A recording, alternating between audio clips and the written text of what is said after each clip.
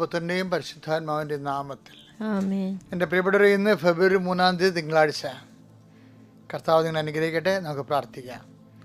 ഏറ്റു പ്രാർത്ഥിക്കാം. അമ്മേ, പരിശുദ്ധ അമ്മേ, അമ്മേ, പരിശുദ്ധ അമ്മേ, ദൈവമാതാവേ, ദൈവമാതാവേ, അന്ന് അങ്ങ് കൃപാസനത്തിൽ പ്രത്യക്ഷപ്പെട്ട് വരാൻ പോകുന്ന മഹാദുരന്തത്തിൽ നിന്ന് രക്ഷപ്പെടാനും എല്ലാവർക്കും വേണ്ടി പ്രാർത്ഥിക്കുവാനും ആവശ്യപ്പെട്ടിട്ട് 20 വർഷം കഴിഞ്ഞ ഈ വേളയിൽ കൃപാസനത്തിലൂടെ ഞങ്ങൾക്കും ഈ ദേശത്തിനും അങ്ങ് മാധ്യസ്ഥം തേടി തന്ന എല്ലാ അനുഗ്രഹങ്ങൾക്കും കൃപകൾക്കും ഞങ്ങളിപ്പോൾ നന്ദി പറയുന്നു. അമ്മേ, പരിശുദ്ധ അമ്മേ, ജപമാല മാതാവേ, സകല പ്രാർത്ഥനയോട് ചേർത്ത് ഞങ്ങളിപ്പോൾ പ്രാർത്ഥിക്കുന്ന ഈ കുടുംബത്തിന്റെ പ്രത്യേക നിയോഗം പരമക്കളെ.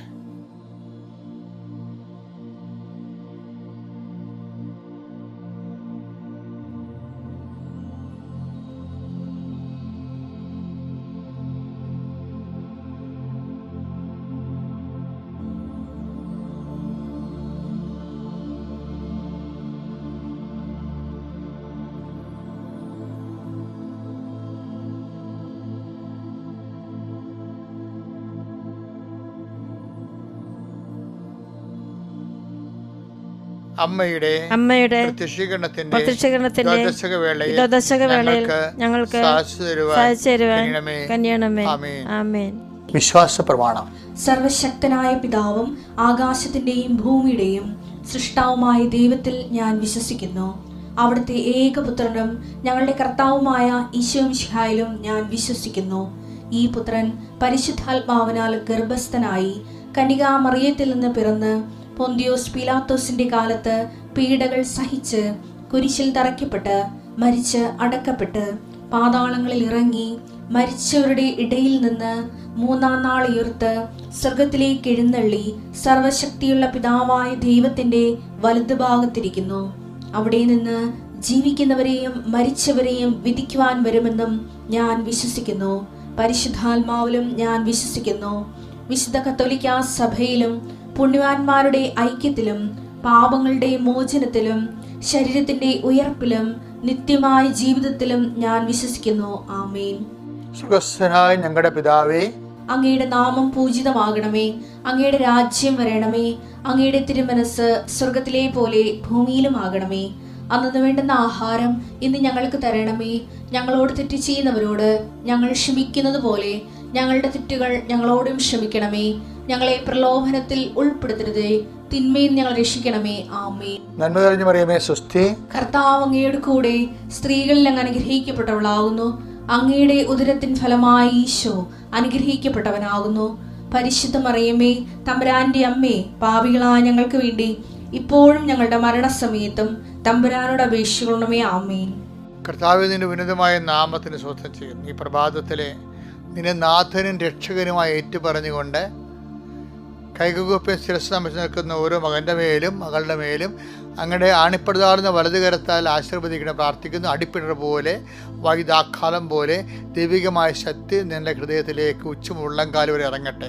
എല്ലാ കോശങ്ങളും പേശികളും രക്തഞരമ്പുകളിലും ശരീരകോശങ്ങളും കർത്താവിൻ്റെ രക്തം നിറയട്ടെ. മാരക രോഗങ്ങൾ, തീരാവ്യാധികൾ, ജീവിത ദുരിതങ്ങൾ യേശു ക്രിസ്തു നാമത്തിൽ മാറിപ്പോകട്ടെ. നീ ഇന്ന് എവിടെയെല്ലാം സഞ്ചരിക്കുന്നുവോ, ആരോടെല്ലാം സംസാരിക്കുന്നുവോ, എന്തെല്ലാം കാര്യങ്ങൾ ചെയ്യുന്നുവോ, ഏതെല്ലാം ചർച്ചകളിലും സമ്മേളനം പങ്കെടുക്കുന്നുവോ, എന്തെല്ലാം തീരുമാനങ്ങൾ എത്തിച്ചേരുന്നുവോ, ആ തീരുമാനങ്ങളെല്ലാം കർത്താവിൻ്റെ പരിശുദ്ധാത്മാവ് നയിക്കപ്പെടുകയും കർത്താവിൻ്റെ വിശുദ്ധ രക്തത്താൽ സീൽ ചെയ്യപ്പെടുകയും ചെയ്യട്ടെ. അത് നടത്തിക്കാനുള്ള എടുത്ത തീരുമാനത്തിൽ നടത്തിക്കാനുള്ള ഇച്ഛാശക്തിയാൽ കർത്താവ് പരിശുദ്ധാത്മ നൽകിക്കൊണ്ട് നിന്നെ ബലപ്പെടുത്തട്ടെ. എൻ്റെ കർത്താവിൻ്റെ ഉന്നതമായ നാമത്തിൽ സഭയുടെ അധികാരത്തിൽ കുരിശിൻ്റെ അടയാളത്തിൽ ദൈവശക്തിയാൽ നിൻ്റെ യാത്രകൾ, നിൻ്റെ സംരംഭങ്ങൾ, നിൻ്റെ വിനിമയങ്ങൾ, നിൻ്റെ വ്യാപാരങ്ങൾ, നിൻ്റെ ഇടപഴകുകളെല്ലാം കർത്താവ് ആശീർവദിക്കുകയും അനുഗ്രഹിക്കുകയും ചെയ്യട്ടെ. നീ ഇന്ന് അനുഭവിക്കുന്ന എന്തെങ്കിലും പ്രത്യേക പ്രതിസന്ധിയോ പ്രയാസമോ നിലനിൽക്കുന്നുണ്ടെങ്കിൽ അതിന് എതിരാളിയായി നിൽക്കുന്ന വ്യക്തികളുടെ മേൽ കർത്താവിൻ്റെ വിശുദ്ധ നൽകപ്പെട്ടിട്ട് അവന് അവൾക്ക് മനസ്സാന്തരം ഉണ്ടാവുകയും നിനക്ക് അനുകൂലമായ തീരുമാനം എടുക്കാൻ വേണ്ടി ദൈവം നിന്നെ സഹായിക്കുകയും ചെയ്യട്ടെ.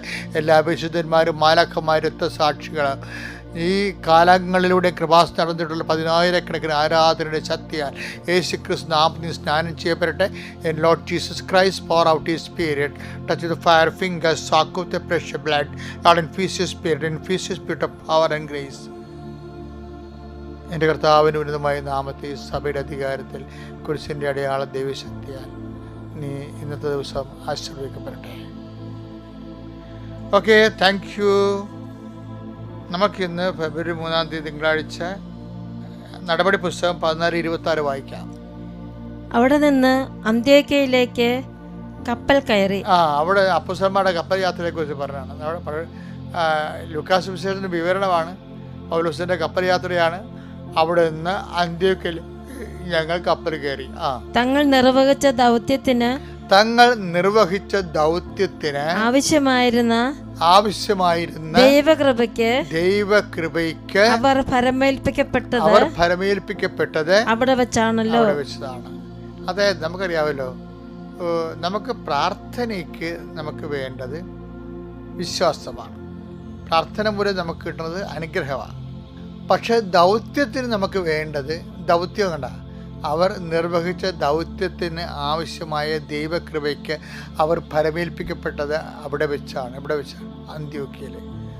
അന്ത്യോക്യയിൽ കൃപയുടെ അപ്പോസ്തലന്മാർക്ക് കൃപ കിട്ടിയ സ്ഥലമാണ്. എന്താണ്?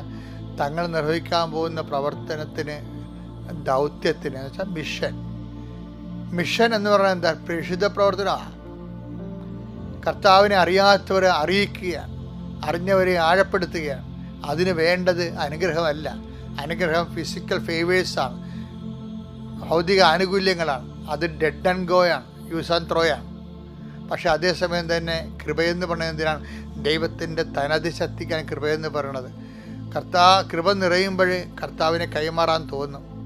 കണ്ടുമുട്ടുന്ന വ്യക്തികളിലേക്ക് വിശ്വാസം കൈമാറാൻ തോന്നും.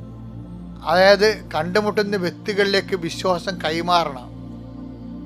കാര്യം നീ ഏറ്റെടുത്തിരിക്കുന്ന, പലപ്പോഴും തോന്നാറുണ്ട്, ഈ പ്രത്യേക ശുശ്രൂഷയ്ക്ക് കർത്താവ് നിശ്ചയിച്ചതിന് ശേഷമാണ് ഞാൻ യേശുവിനെക്കുറിച്ച് കൂടുതൽ ആൾക്കാരോട് സംസാരിക്കുന്നത്. കാര്യം പലരെയും നമുക്ക് ഉടമ്പടി എടുക്കുമ്പോൾ സാക്ഷ്യം പറയുമ്പോൾ അവർ പറഞ്ഞതെന്താ വെച്ചാൽ, എൻ്റെ അടുത്ത് വന്ന ആളിനോട് ഞാൻ എൻ്റെ അനുഭവങ്ങൾ പറഞ്ഞു, എന്നിട്ട് അവരോട് കർത്താവിനെക്കുറിച്ച് ഞാൻ സംസാരിച്ചു, ഉടമ്പടിയെക്കുറിച്ച് പറഞ്ഞു, കൃപാസനത്തെക്കുറിച്ച് പറഞ്ഞു, മാതാവിനെക്കുറിച്ച് പറഞ്ഞു. എൻ്റെ അടുത്ത് പ്രയാസം പറഞ്ഞവരുടെ എല്ലാം ഞാൻ കൃപാസന അമ്മയെക്കുറിച്ചാണ് പറഞ്ഞത്. വെച്ചാൽ അപ്പോൾ എൻ്റെ അർത്ഥം എന്താണ്? നിനക്ക് കൃപ കിട്ടിയെന്ന് എൻ്റെ അർത്ഥം. കാരണം ദൗത്യത്തിന്, മിഷന് വേണ്ടത് കൃപയാണ്. ആ പവർ ഓഫ് ഗോഡാണ്. അനുഗ്രഹം എന്ന് പറയുന്നത് ഈ പവറിൻ്റെ ഇഫക്റ്റാണ്.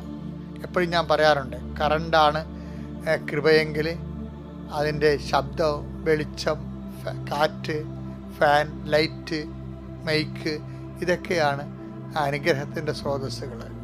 കറണ്ട് പോകുമ്പോൾ എല്ലാം പോകും. അതാണ് അതിൻ്റെ ഒരു പ്രശ്നം. അതാണ് ഈ തുടക്കക്കാരാണെങ്കിൽ കുറേശ്ശെ സുവിശേഷ വേല ചെയ്ത് പഠിക്കണം. അപ്പോൾ നമുക്ക് പവർ കിട്ടാൻ തുടങ്ങും. ഈ പവർ ഇവാഞ്ചലൈസേഷൻ എന്നൊക്കെ കേട്ടിട്ടില്ലേ? എന്താ കാര്യം?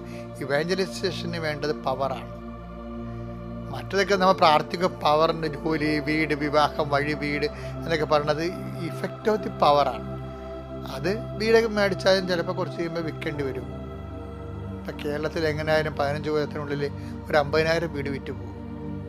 ആ വീട്ടിൽ താമസിക്കുന്ന ആൾക്കാരൊക്കെ വേറെ വീട് കാനഡയിലും സ്വിറ്റ്സർലൻഡിലും ഒക്കെ പോയി മേടിച്ചിട്ടുണ്ട്.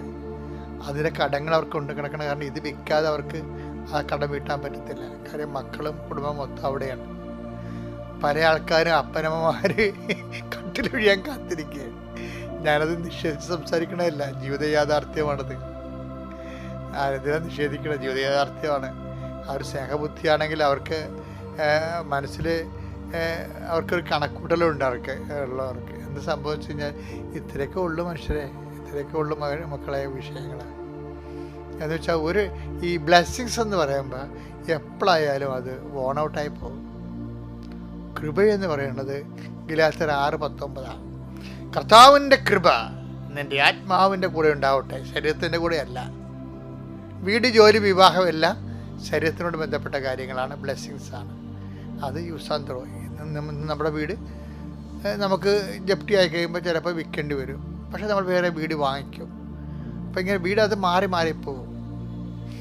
അനുഗ്രഹത്തിന് ഉള്ള കുഴപ്പം ഇത് മാറി മാറി പോകുന്നു എന്നുള്ളതാണ്. കർത്താവ് ചോദിക്കണില്ലേ, നീ നേടിയതൊക്കെ ആരുടേതാകുമെന്ന്? ബ്ലെസ്സിങ്സ് അന്യാധീനപ്പെട്ടു പോകുന്നതിൻ്റെ അർത്ഥം. ലൂക്കായുടെ സുവിശേഷം 12:20 ഉണ്ട്. എന്താ പറയണത്? എന്നാൽ ദൈവം അവനോട് പറഞ്ഞു, പോഷ, ഈ രാത്രി നിൻ്റെ ആത്മാവിനെ നിന്നിൽ നിന്ന് ആവശ്യപ്പെടും, അപ്പോൾ നീ ഒരുക്കി വെച്ചിരിക്കുന്നവ ആരുടേതാകും.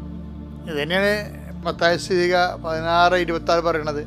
ലോകം മുഴുവൻ നേടിയാലും ആത്മാവ് നഷ്ടപ്പെട്ടാൽ എന്ത് പ്രയോജനം? അപ്പോൾ അനുഗ്രഹത്തിന് ഉള്ളൊരു കുഴപ്പം ഇത് ആരുടെയെങ്കിലും ആകും നേടി വെച്ചിരിക്കണത്, ഒരുക്കി വെച്ചിരിക്കണത്. അതുപോലെ ലോകം മുഴുവൻ നേടിയാൽ പോലും അത് പ്രയോജനമില്ലാതെയായി മാറും. അനുഗ്രഹത്തിന് അങ്ങനൊരു കുഴപ്പമുണ്ട്.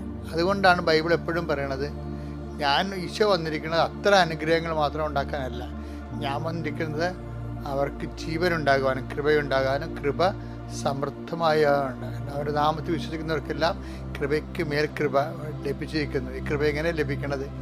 ദൗത്യത്തിനാണ് കൃപ ലഭിക്കുന്നത്. എൻ്റെ ദൈവത്തെ ചുരുക്കി ഞാൻ പറയട്ടെ,